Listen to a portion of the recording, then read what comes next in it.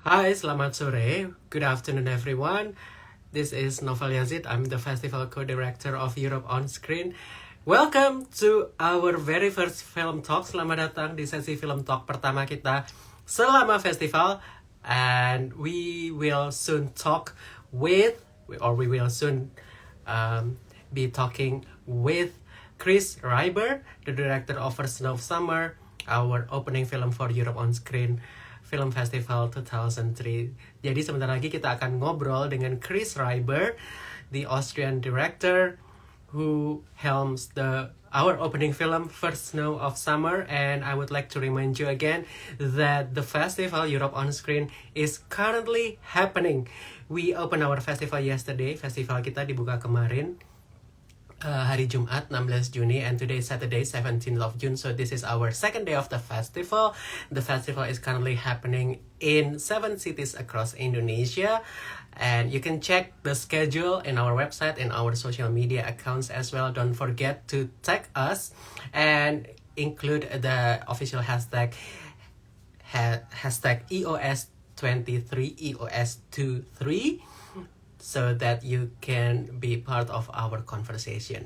It seems that Chris is already here, so let me invite him so that you guys can talk to him directly if you have any question.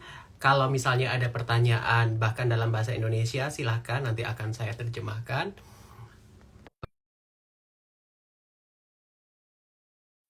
So if you have any question about our opening film, First Snow of Summer, feel free to write down in the comment section below. Hi. Good morning, Chris. Hi, good morning. Sorry. Yeah, okay. I can see you and hear you perfectly well. Can you see and hear me? I can see and hear you. Yes, I do. Oh, okay, great. Hi. Okay, so welcome to our Instagram Live, and thank you for making time with us. And yesterday we screened your film as our opening film, and it seems that audience really love it. Wonderful. So, congratulations once again in making the film. So let me begin by asking you this, since this is your first feature-length film. Yes. So I would like to know, how did you come up with the story, and why you decide that this story would be your debut film? So actually, it started, when I was talking with my producer, Nikki Klinger, about some possible materials for a feature-length movie. And so one of the ideas was a love story set underground. Right. And then we agreed just to write the first draft. Mm-hmm. And so the theme and the construct was there, but so my mind was not only driven by the desire to write a love story, and it actually started in a very simple way. Several years ago, my car broke down, Okay. so and I had to take the subway for several times. And so in some subway stations in Vienna, you have these big screens, right? And on the screens you see weather reports, news, and commercials. And I was just thinking, what would it be if there, when you would watch a movie on these big screens at night, and the sound comes from the loudspeakers.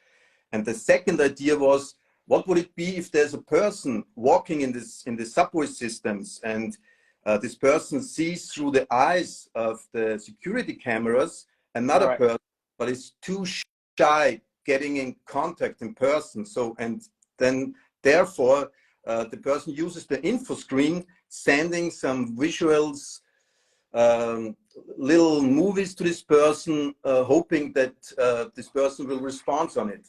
So, and actually that's how it started. And from these ideas, the love story emerged. I see. So it seems also that this film is very Vienna. I mean, I went there once, and there is like a certain peculiar characteristics of the subway in Vienna. So I mean, after you get the inspirations from taking the subway, do you think it would happen with other means of transportation, I would say, or does it really have to be the subway? Yeah, it had to be the subway, because of the backstory of Alexander, the Yeah. male main character, because his daddy and his father, he promised on the bed when the mother of Alexander was dying that he will never leave her alone, Hmm. and then you see the coffin going underground, Right. and you see him going with a suitcase and some flowers in the hand, going Mm. the underground. So he lives there, and Alexander, his son, he just sees him on Sunday every week. He's growing up with his grandmother, and so after 20 years living down there, Alexander just begins to think that his father going a little bit maybe crazy, Yeah. and he decides that he will be close to him, and then he starts to work in this lost and found office. So actually, it was always clear that we will set all the movie in this underground situation, and it was also important. Then in Austria, it's a very small country, and there's just one subway system, and it's just in the capital. So it was clear that we wanted to shoot this down there. And so the characters, you have a lot of in all the years you're doing writing, Yes. you have a lot of characters, and you're always trying to put these characters in one of your stories or one of your screenplays. And this was the movie and the story where some really strange characters just fit in. Right. But normally you have. I'm not the person who's doing a lot of research Wow. when I'm writing. But in this way, I just was talking to some people that worked in a lost and found office, and they said the common ways people come in and looking for their keys or Yeah. umbrellas, or losing in some way, and but also there's some person that just come in for talking, especially in wintertime when it's cold outside. They're lost in a certain way, and they just want to be with someone else, and just talking about life or everyday situations, and this one, that's the characters, some of the characters Yeah. that in. Yeah. I And I mean, use. I'm surprised that you mentioned that you didn't do a lot of research because on the sequences or on the scenes of people, picking up their lost items, it seems that very well actually like the kind of characters, the kind of people that make a stop to that lost and found sections, and even like the kind of shops that are there. I mean, it seemed to me that wow, you did a lot of research or preparations for this. um, not really, no, because we also one big key point of the movie was that we just don't use some political or social topics. We just wanted to movie. It works with a fantastic pattern and Yeah. going really kind of solitary visual way, kind of fairy tale situation. And they just started, and when you're in the progress of writing, you're always trying to find the right tone for your writing, and it takes a while just to figure out how the story will be told on the screen. And when you find it, then you just stick on it and keep going. And that's how it happened, and how was my way to just develop the story. All right. And speaking of development, earlier you mentioned that you came across the idea a few years ago, actually, for this film. How, how long ago was it actually, and was the process interrupted by the pandemic? Yes. Actually, the first the first draft, the first screenplay was already 4 years ago. Okay. So then we started to picking up money from all the government places where you can fund your raise money. And we had to postpone for 1 year because of the pandemic. And the shooting, we were shooting this movie 2 years ago, exactly 2 years in springtime 21, and we were actually still in the pandemic, and so it was difficult, especially shooting in the subway stations, because the responsible people for the subway in Vienna said to us, yeah, we can shoot there, but we have to wear a mask. And we said, okay, that's no problem, we will wear a mask. But they said also the actors have to wear a mask. We said, oh no, that's not possible, because can shoot the actors with masks. And so they said, okay, we just can shoot when the subway is closed. And in Vienna, the subway is closed from Monday to Thursday from 1 a.m. to 5 p.m. So we just had 4 hours. Okay. Normally you have a 12-hour day on shooting. Right, yeah. So we just had 4 hours for shooting each day at night. So it was really difficult to work in this environment. So yeah, it was a challenge. Like 4 hours, including the setup. No, we had 6 days. So but normally we had just planned for 4 days shooting subway, and so we had to take 2 more days for all to get our stuff on screen. That is like a very little of time, actually. And it is a challenge. Like, did it affect you in planning your shots? Like, you have to be very concise and economical, I would imagine, in doing, like, you really have to know what to shoot and what to frame. Yeah, so we had, especially for the subway situations, and also for the scenes where we had some CGI. We had storyboards for it, and shooting in the systems is very complicated, and everyone tried hard to keep it uncomplicated as possible. But you have to admit that you're moving in a really large complex with high responsibility and safety regulations. So yeah, it was, as I said, really challenging to get all the shots we just had on storyboards, and we just wanted to have to bring it together in this really tight schedule. But the result is actually quite surprising, because it's visually, aesthetically pleasing. Like the frames, I would say, there are, and many audiences also commented last night. Your framing is very beautiful, very dreamlike, and because you also touch the fantasy genre in a way. Is this something that you discovered along the way as you shoot, or you already know in the beginning, like the tone and the kind of the mise-en-scene, I would say, of the film? It was actually just the progress we did in former short films. So we were also with a really strong and tight visual concept.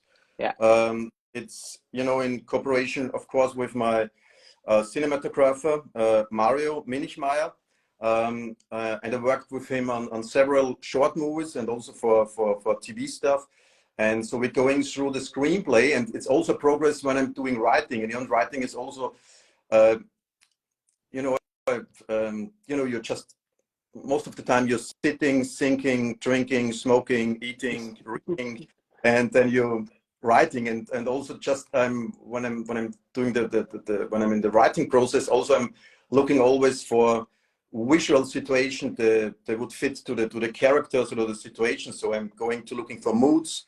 I'm going to do some little drawings, and then all the stuff, you know, I'm showing this to my cinematographer, and then we going through the possibilities. How could we shoot, or what's the approach for our visual concept and style? And so, as I said, we did it just before in our short movies. So we just just kept going, doing this for this feature-length movie. And you also, of course, it's also what locations you are going to find. Does this location fit to the idea how the scene should be? And so it, you know, and also with the custom, with the set design, you know, there's so many people working together to get this visual concept, you know, on screen. But it's what's clear. This is always my approach, to have a really strong and visual idea. How should it look like, you know? And I really love the right angle. Everything was going around 90 degrees, and when we cope, it's wonderful. Yeah, and it's the same with my cinematographer. So we do like it, and just we did it like. Yeah, and another on-screen item that I have to ask you, because one of my favorite genres is Western.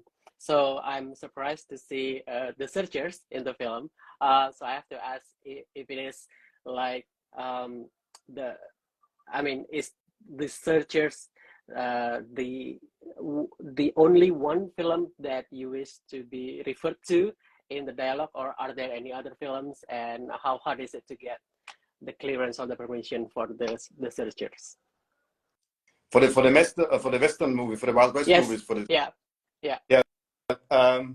so there's, you know, especially it's also when you're in the writing process, I always give my characters some backstories. Right. And there's the grandmother, for Alexander, and she loves the old Wild West heroes. You know, they are so masculine, and she admires. And so she gives this to Alexander, and so he knows exactly what's going on in this Wild West movie world. And for these clips we just used, they were, I would say, free of rights. You know, we didn't have to pay for it. Yeah. Okay. So we were looking, our production department was just looking what sequence is possible to get for just less money, or maybe for free. Yeah, it was more expensive. The music we used in some way. Actually, we have a big score. Carvan Maroof did this wonderful score. So I think, but had some old opera songs, and these opera songs, they're really expensive. Yeah. So for 30 seconds or 45 seconds or 1 minute, and it costs you, you know, some thousands of euros just using this. So but the Wild West sequences, they were actually some free pictures and footage. Well, that's good. I mean, considering this is your first film and you don't want to spend that much, and and I have to ask you this as well. The original title literally translates as "Stars Under the City," but instead the international title is "First Snow of Summer," which refers to a very pivotal part of the plot towards the end. But are there any other reasons why you don't go with the literal translations for the English title? It's actually, you know, a decision what the distributor and and the international distributor was wishing for. So because when you just translate the German title, it was Stars under the City. Yeah. And so I have to say, we just found this title also, I guess 2 months before we started the movie. We had a different working title. It was Under the Skin of the Day was actually so Under the Skin of the Day. Okay, yeah. that sounds ambiguous. It's not very direct. It's not very clear. And the distributor just mentioned if it could look for some international title. Correct. And there were some choices, and then we said okay, yeah, First Snow of Summer. It's also a topic in this movie. Right. It sounded and it felt good for us, and we said, yeah, okay, then just go with this title for the international distribution. I see. And I see that our viewer also comments here. A lot of audience sobbed after watching the film in the opening night. And interestingly, some of them pointed out the helmet scene. And they also want to know, how did you come up with that? So it's actually you're talking about Perry Rowan, the science fiction hero. Yes. Okay. And it's actually a reference to my father. So Perry Rowan it's a German weekly little book. It will there, and it's a science fiction story. Yeah, and it's started in the 60s, last century. So 1961 was the first little book. 1961. And my father always gave to me when I was a child these little books, and I was reading them, but it was very complicated because they're really full of technical stuff and how the outside, in the universe will work. And it's also, with the opposition side that there's the stars up in the sky, and, we are down there underground, and Franz, the colleague of Alexander, he's a big fan of Perry Rowan. He admires him. Yeah. And so he's working down there, but he loves the person who, is flying around the universe all the time. And so there was but I'm right. I'm talking about the Perry Rowan scene, or you mean the helmet Alexander is going to do for Caro with the that one. That one. Okay. Okay, because there are two helmets in the movie. I mean for Alexander, for Caro. Yeah. Yeah, and this was actually when Alexander when he's with his father in down the earth, and he's doing these pictures on the wall, these graffitis for his mother, sending this picture for her mother. And he was, when he was a kid, he was thinking he would be a superhero, as most of the kids do when they're young, and nobody can hurt him. And it's when he's riding on a lion, and he's got this helmet on, and this helmet gives him a big protection for everything. And that was the reason she's working in this head shop, and so that's the reason that he's going for this helmet he used as a kid to be safe, and let him feel that he's a superhero. And so he's doing this and constructing this helm for her, that she also is feeling safe, and nobody can hurt her. That's just a sign of showing love to her. Right. And apparently it works, and audience love it. And when we actually mention your film as our opening film, many people question us that, we do not know that there is a contemporary Austrian romance film or romantic comedy film. It seems like there are so few of them.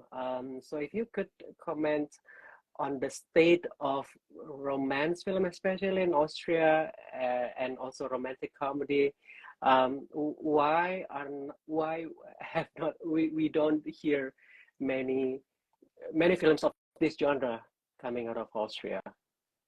Yeah, that was a topic I was really a lot confronted with it, because many people in Austria said it's not a typically Austrian movie.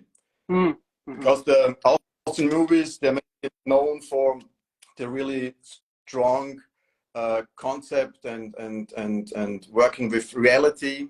When Yeah. you take the famous Austrian filmmakers like Haneke or Seidel in this way, and that what I heard a lot, that people said it's not Austrian, yeah, and but it was not my intention just doing not an Austrian movie. It was just the intention just doing a love story. Right. It was just happening through the writing process that it came this way, and I also believe in the cinema, that cinema is also a place for showing dreams, showing fairy tales, showing visions, and not showing.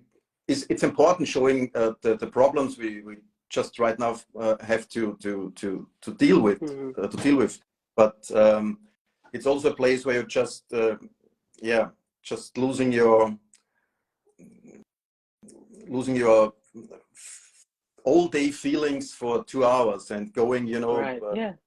on this ride.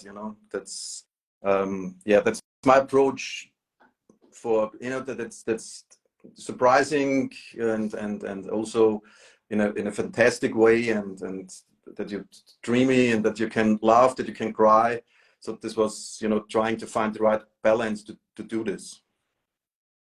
And I would like to know if the film has been released in Austria, and how was the response during the release? The response actually was really good. As I said, also the Austrian film critics, they were surprised seeing a movie like this in Austria. Yeah. And but most of them really appreciated it. Of course, you have also it is too much. It is too much of love.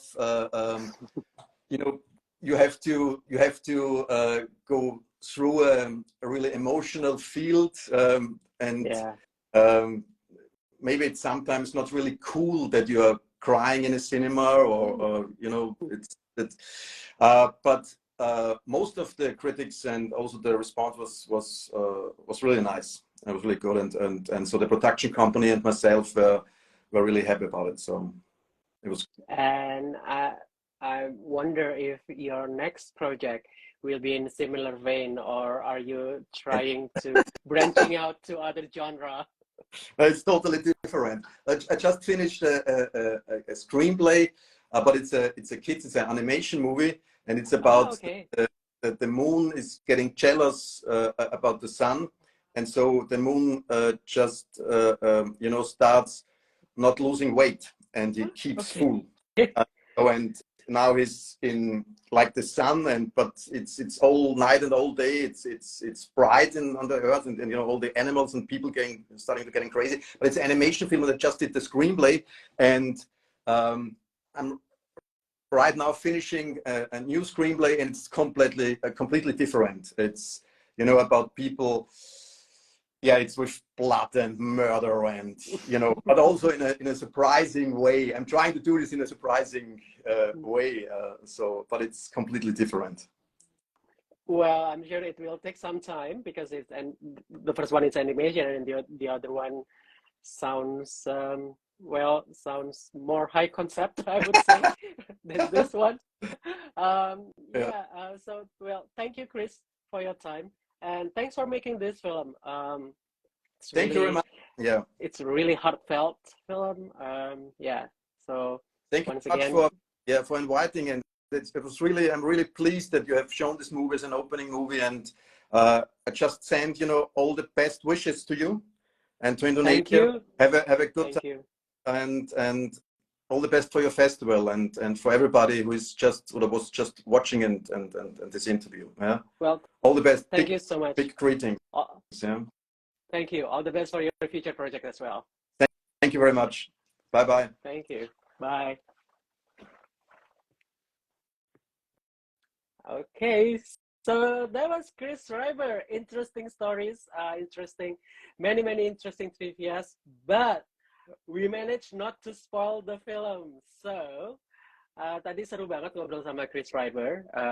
Banyak sekali cerita behind the scene dan insight soal filmnya. Tapi untungnya kita sama sekali nggak ngasih spoiler tentang film ini. Kenapa? Karena masih ada 2 pemutaran lagi. So there will be 2 more screenings of First Snow of Summer.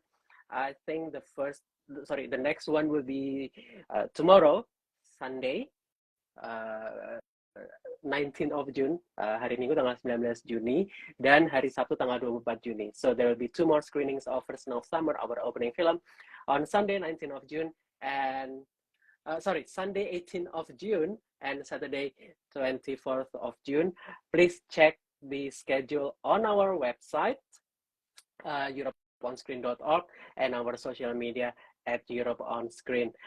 Okay, so I'll see you guys in the screenings, in the offline screenings of Europe on Screen. So I'm Noval Yazid. Thank you. I'm signing off. Goodbye.